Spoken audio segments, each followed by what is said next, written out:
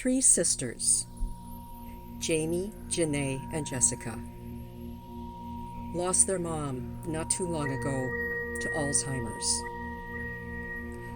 This is raw, this is real, and you're going to hear their story coming up next on Survivor Angels.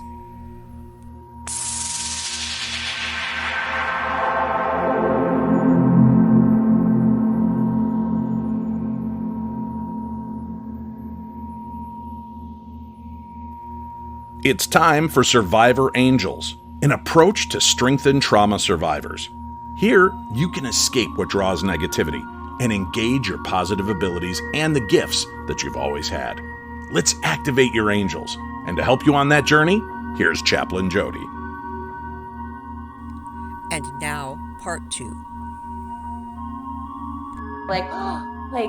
It's nice to hear her voice. Yeah. No matter what she's talking about, it was just like, and it'd be out of nowhere. Yeah. Like, I always felt like her consciousness went to a different reality where she was walking and talking and then came back to this body and was just like, no, or something. Yeah. You know, ways of coping and trying to like feel better about it. But that was fast. Yeah. So 2015 to 2018, it just, Yep. And then January went into hospice and passed away in June, beginning of June, and it went really quick.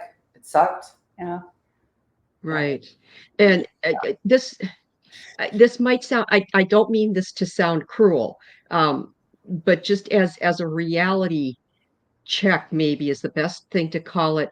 Were there times when you were just like, as much as you would hate to lose her when it happened, it's like, just go, Mom. Yes. Because Yes. you felt like she was in just such a bad place. And She is that was, valid? She Yeah. 100%, because there's no way that this wonderful, lovely human would have wanted to be that way. Like, You know? you can go. Like, Yeah. we got it. Like, you're good. Yep. Told her, Like, this we'll is take care of Dad. Not how you want to live and how to be. And Mom, like we've got it. We've got it. Please, like, God, just take her. Like, what are you go- waiting for? Go be in your happy place. We can't take this any longer. I know it sounds so dramatic to say it and selfish. Oh. I can't do this anymore. Please, like, enough already. Yep. And then Yeah. he took her, and it was still really shocking. It's still like, oh, no. Yep. And I think I carry around a little bit of guilt for having Was those there, thoughts. Oh, for sure. you know, and of course, and she's gone. Was there any sense of relief? I suppose that was kind of bittersweet too, kind of like a double-edged sword. Well, we already kind of grieved her while she was alive. Yeah. It's a whole nother style of grieving. Okay. Were you there when she passed, or did you just find out? No, so we were holed up like with her Yep. in her room. This is hard to talk about because that stupid lady was there. That's The stupid. hospice chaplain our dad married Yep. after our mom died. Ridiculous. He called her, it was June 19th. Ridiculous. It was my graduation day at the school, and Dad called and said, she's not doing well. You need to get here. Yeah. And so I went to my boss and was like, I gotta go. Yeah. Bye. And so we all went there, and Hung it out. was awful. She was like gasping for air. Death rattle. Like death for rattle. sure. Like it was awful. And then that awful human, I don't know if she's a human, that awful thing. That our dad's ex-wife. our dad's ex-wife, God. Let's not go into that. hospice chaplain lady, Dad had called her, and so she showed up, and we're all kind of like saying our goodbyes and how much we love her, and then she sang our mom a song to help her die. Hey, all right. At the moment, it was lovely, and I loved her for it. Yeah. The after the fact stuff is why we hate her. Yes. Well, She did her After job the- really well, and it Yeah. was actually really soothing and kind. Yep. And Okay. we didn't hate her then. No. Yeah. But she did a really good job, and it was really tough. Like, do we stay? Do we go? Do we go? Yeah. And And she kind of explained to us, like, you know, some people, they don't want their loved ones to see them die. over there. And she explained, you know, sometimes You people need want to to be know. surrounded. And she was like, I get the sense that your mom wants to just, she doesn't want you to see this. She's far too polite. So she said, you know, maybe you should go. Because I remember that night, I, you know, like said my goodbyes, you know, was feeling okay and left. Me And too. we went to, this is ridiculous. We went to a Saints game and where I had one too many beers.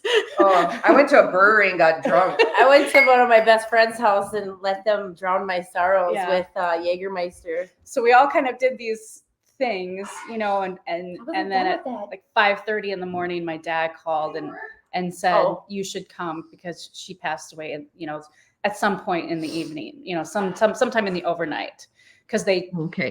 It was like 5 in the morning or something. yeah, the She left. community She passed checks on, you know, all the residents, you know, periodically to, especially her and her situation.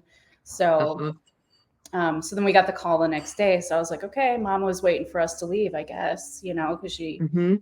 was going to go on her own terms. Yeah. So I still have so much guilt about even putting her in memory care and not being there when she died.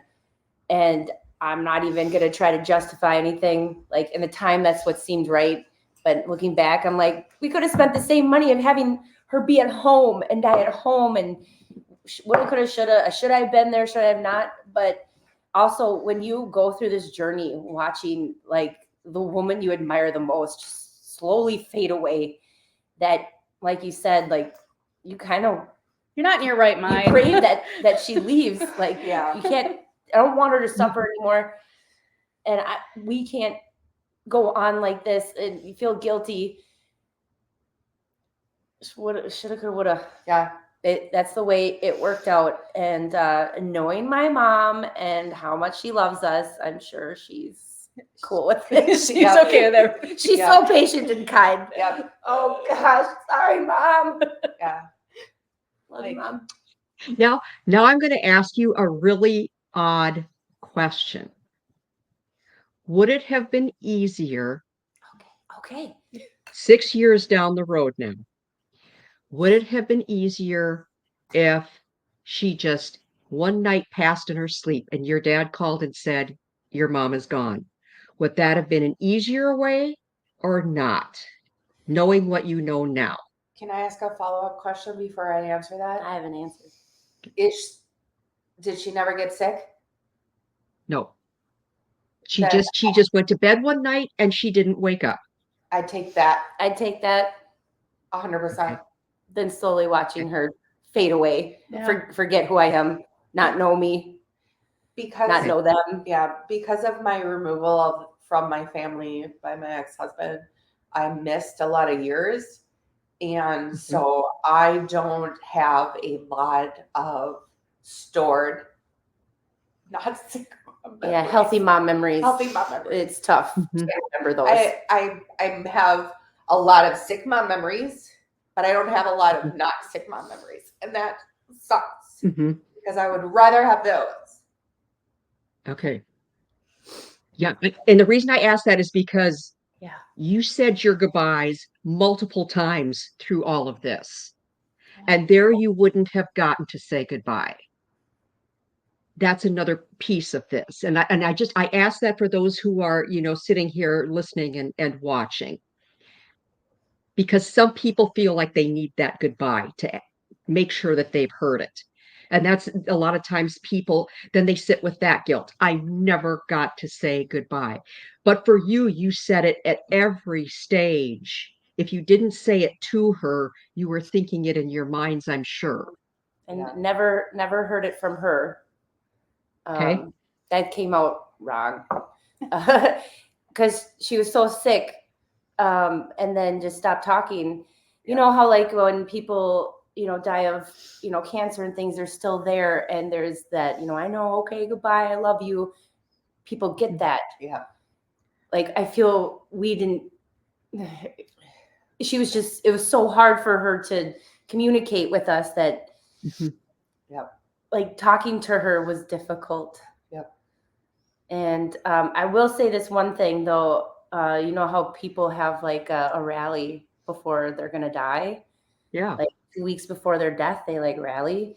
Mhm. My mom was getting her final haircut, I guess, from our friend Beth.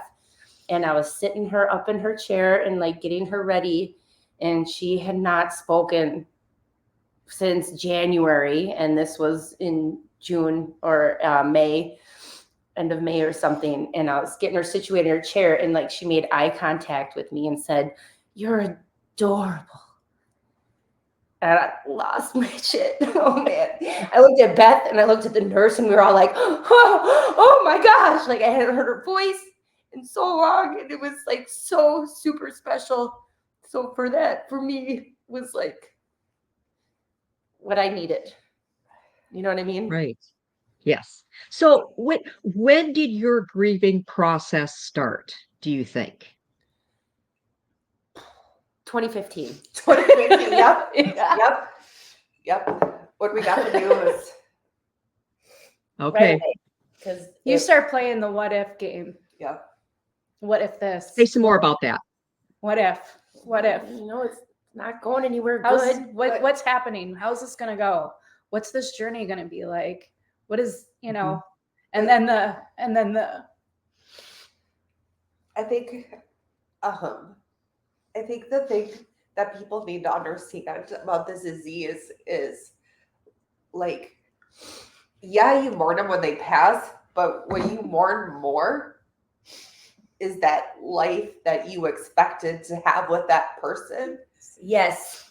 And I can say this because I was married and my first husband was a pile of shit and I left him and I didn't miss him, but I missed my life that I had at that thing. And that's when your parent gets or your loved one gets diagnosed with Alzheimer's, you immediately start grieving the life that you are not going to be able to have with this person that you expect to, and I'm sure it hit my sisters harder because they have children, knowing that they expected our mom to be at their kids' graduations and our mom to be at their kids' weddings and see their great grandchildren. And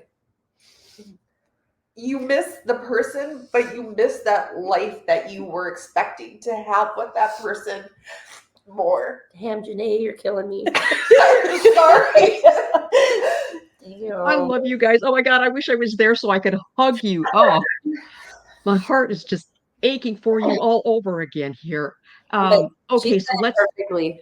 Go ahead. Nope, she said it perfectly. Okay. And I know that that's not something too that's, specific to Alzheimer's either. Somebody could get a cancer diagnosis and, that's a long road to, recovery or not recover or something like that. And so I'm sure those same thoughts happen, with other, scenarios or whatever. So that's, I don't know that that's necessarily unique to our situation. It's just, compare grieving. It's part of the, you're like, well, crap, what, I don't know. There's a little bit of, you're just, everything that I expected has changed. And you mourn that. Right. And I think other people mourn that too. Agreed. Like while she was going through all of it and like her decline, you hang out with, friends and people. Like we have a cabin and we're always got a lot of people here. And there would be times where I look around, everyone's having fun and enjoying themselves. And I'm sitting here like, my mom's going to die. My mom forgot my name today. But you don't want to be a bummer of the group and be like, ugh. So you hold it in and just keep it with your thoughts. And the people that are the closest to you, of course, know these things and care about it. Right. But you can't stop the party because you're all bummed out, man. But that would happen a lot. And I feel like that's like a form of grieving. Like, you're just trying to have fun. And then an ambush happens like pop. You're talking about your ambushes? Well, yeah, kind of. Well, no, I'm talking about like when mom was still alive, like hanging out with people and everyone's having fun and laughing. And you're like, yeah, this is fun. My mom stopped talking. My mom's gonna die. Oh, hold on a second. I'm having fun too. Like, no, Baggy, because that's just the part that goes along with it. You gotta hold it inside and let it out when it's appropriate or not, or whatever. I don't know. That's just me. I don't know what they do. Okay, so we're gonna skip past. Sorry, going off the rails there. What are we talking about? Sorry. We're gonna skip past the rough spot right after your mom passed with your dad, and we're gonna go to the point where things really did finally settle down, and you were able to grieve. How did that look for each of you? Because everybody grieves in different ways. Jaime? We're gonna let Jodi start. Go for it. Okay. No, I think I couldn't talk about my mom right away. It was too hard. It was too painful. And I noticed that slowly I could start talking about her again. And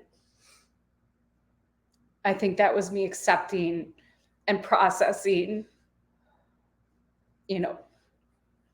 everything. Yeah. Sorry, I'm a little more emotional right now than I normally would be, and could talk without crying. And that's what I mean. Like, I could talk about her without getting super emotional, crying, whatever. And that's when I was like, oh, okay, I'm going to be fine. I'm moving on. I'm processing this, whatever. I don't pretend to prescribe to psychology, so I don't know all the different stages of grief and all that kind of stuff. But for me, I kind of had this realization like, I'm talking about her more and I'm not losing it. Yep. So, okay, I'm going to be okay. So I think that was me. But I mean, that honestly, Jodi, that took, I probably was like year 4, to be honest. Wow. I mean, it was a while, Uh-huh. I hung out in the anger phase for what year are we on? I know I'm still in the anger phase, and I don't think that the pandemic helped my anger phase a lot. Well, you got married in the pandemic. Well, I understand about getting married in the pandemic, but I think like people's take on the pandemic and how they. For an example, I had a good friend who was very concerned about COVID, and she's got 2 kids, and she wouldn't go and visit her mom. And it made me so effing angry that she wouldn't go and see her mom, because I like in my world, like, at least you have a mom, like. You don't know when your mom's going to go. What if she gets sick and, from this ridiculous thing and is gone, and you're not going to go see her, and like, screw you. Like, what the hell? Like, go see her and kiss and hug your mom, and I tell a lot of people, like, take videos of your parents, get snippets of your parents, get handwriting up for your parents, get something that you are able to connect with, so that their memory dies. And I know this sounds stupid. I'm going to say it, and I know you're going to judge me and it's going to sound stupid, but it reminds me of that Disney movie Coco. like if we stop carrying on their stories and stop thinking of them, then what happens to them and their memory? And I don't want to do that with our mom. I don't want to stop talking about what an amazing woman she is. I mean, she raised us 3 beautiful girls who are each very unique and different in our own aspect, and somehow she still made us gel as a family, and I don't want to give that up. Recently, I've been able to, like Jessica says, like every so often, like bugaboo, like all of a sudden like pops up, and you're just like, oh, ambush. They're called ambushes. Thank you. I couldn't think of the word. An ambush happens, and all of a sudden you're like, oh shit, like landslide. 9 times out of 10, landslide shows up on my radio station, song, and I am bawling my eyes out because it's mom's song. I know I have to skip it sometimes. You know, I like can't. you don't, it just comes out of nowhere. I have a coworker whose father recently passed unexpectedly, and she's like, I'm just hugging on her and loving on her. And she's like, when does it stop hurting? And I'm like, I don't know, man, I'm in year 6. Like, I'll let you know when it stops for me, because I don't know, you know, but there's you know, there's just different ways of dealing with it. Jessica and I went and saw a medium to just learn Did about that help? Was it helpful? I mean, how did all that transpire? I'll let I you have some very good friends who are mediums. You tell your story and I'll tell mine. All my friends are going to this medium, and I said, I'm bored. I'll go to a medium. Yuck. I'm sorry. I don't like it when she blows her nose next to me. I'm sorry. You're such sisters. Yup. I thought I'd give it a try. Whatever. I don't believe in any of it. I thought, I'm bored. It could be fun. I had no intention of talking about my mom at all. I was very stoic about my answers. Yes, no, not like, yes, no, like whatever. And my mom came up right away, and it was so like therapeutic. Yep. And she said some things that were, you know, very spot on. I don't know how people can find information these days. It's probably really easy, but in the moment I was like going with it. And some things that I was like, I don't know how she would know that, but that's great. But just, you know, whatever she said is just for me. Mm-hmm. And it was lovely, and it made me feel good. She talked, you know, she's like, your mom's here and she sees you and she's with you every day. And she hangs out with you and your sons all the time. And she's so proud of you. And I was like, oh my God. Like, I don't want to cry. I don't want to show her like any emotion about this, but I was just like, okay, go on. What else? And one thing that stuck out that she said, regardless if it's true or not, no one has ever told me this before, but your mom, she's like, your mom wants you to know that Alzheimer's ends with you. You will not get it and your kids won't get it. And like, that's where I really started to cry, because I don't want to get that. Yeah. I brought 2 beautiful souls to this planet, and for their lives to end in tragedy like my mother's, I can't have that. So right. I worry about it. And regardless if it's true or not, it felt good to hear that. And then she said some other stuff, and it was good. I floated out of there like, if anything, I feel good. And if it's like a placebo effect, great, because I feel good. Right. So then she told me about it, so I went. And like the purpose is to go and kind of like find out about yourself, you know, like what are your strengths and all this stuff. And I remember, girl, I know Heather. Tell her. Hers was way cooler than mine. Right? So I get in the car after everything happened. I call her immediately and I'm like, Jessica, did you tell that woman our mom's name? And she's like, no. So the woman's like, nope. Do you want to know if somebody's here? And I said, well, of course. Who's Carolyn? I was like, instant mess, like bawling. Like, are we serious? Like, how do you pull Carolyn out of the ether? Like, it's not a normal name. It's not a common, it's not like Karen or like, you know, like all the women's names out there. And I was just like, Jessica, Jaime, you know. And I was like, she's like, she's standing right behind you and she loves you.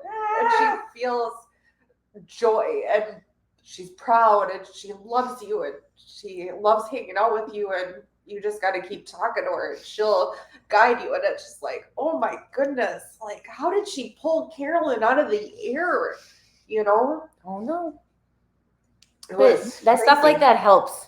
Yeah, with grieving, even if it is what it is, whatever. If it's not true. For once you have Kleenex in your house. I bought it for today. I thought we might need it. Jessica never has Kleenex in her house. I use toilet paper. The toilet paper works just fine to blow your nose. Everybody says. I listened to all 3 of you, and of course, I'm all about angels, and angels are not religious beings.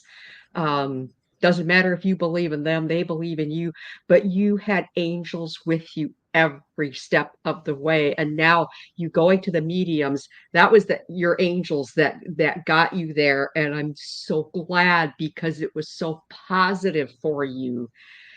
Angels knew what you needed and they got you there. And it's just amazing. So one last question for our listeners and our viewers.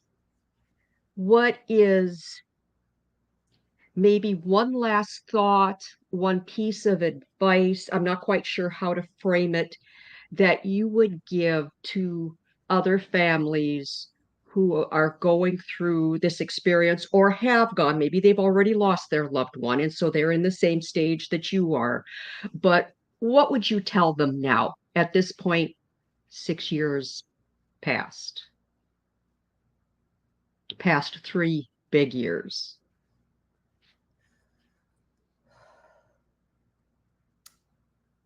So many things. Right. You need to process, you need to articulate. Yep, you guys All go right. first. She's a thinker. Yep. Whatever she's going to Okay. say is going to be bomb. I know it. Yep. That. She It's is gonna be definitely- great. She's the so well processor spoken. amongst us. Me and Jessica are just We're like, "Yep." "Ah." Sure. I'll go first. Ooh, reverse birth order. I know. Save the best for last. What would I tell people going through it, gone through it?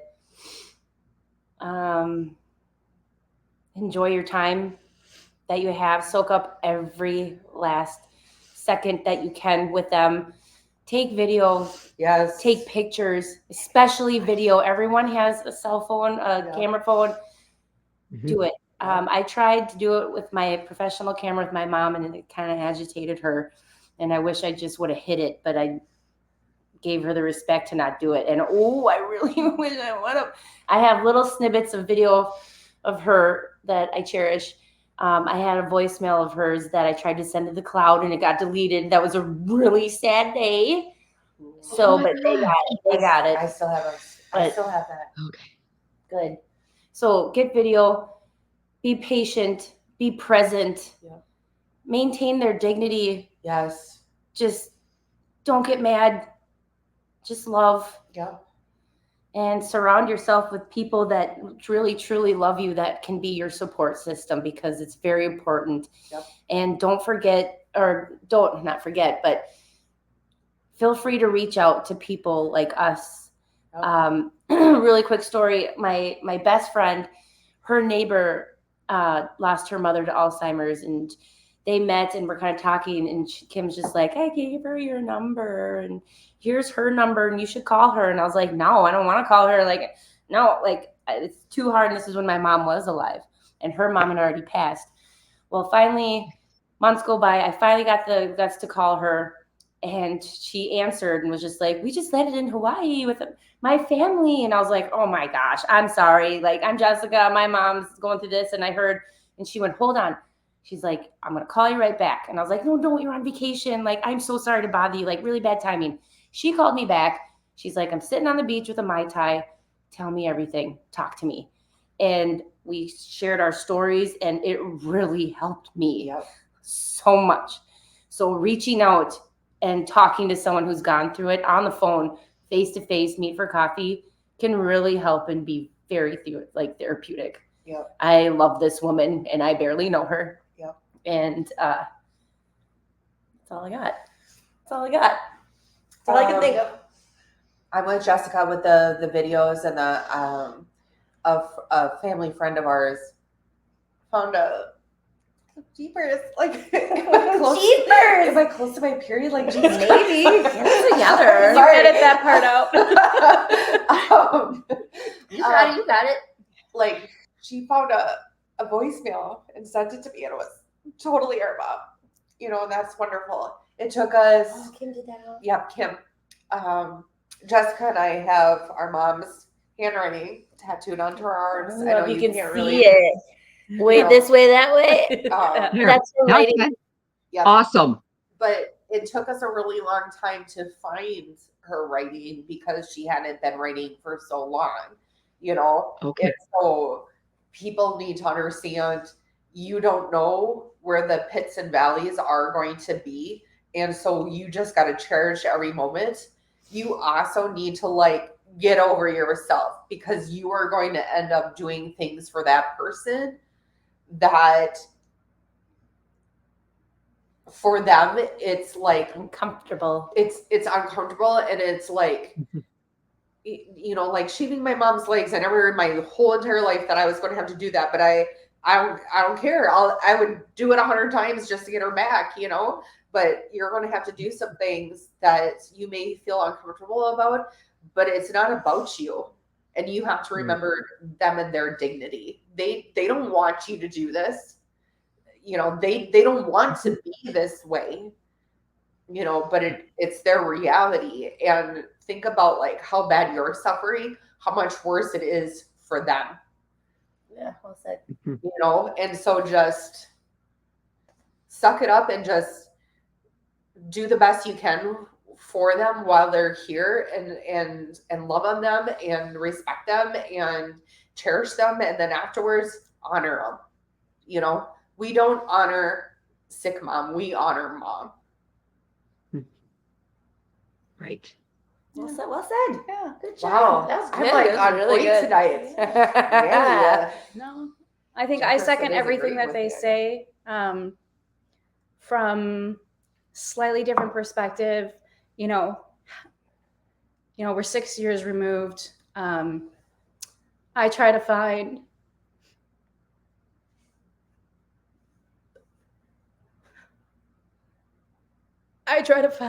quiet moments, and I can hear her in those quiet moments. I can hear her voice crystal clear. I ran the idea of going to a meeting past some of my good friends, and they were like, "Oh, you should go, because I told them, they had had this experience, and they were like, "Well, how do you feel about it?" Because, by the way, I subscribe to Survival Angels. I follow you. I love it. And I've learned a lot. And so I'm trying to find the quiet moments to settle,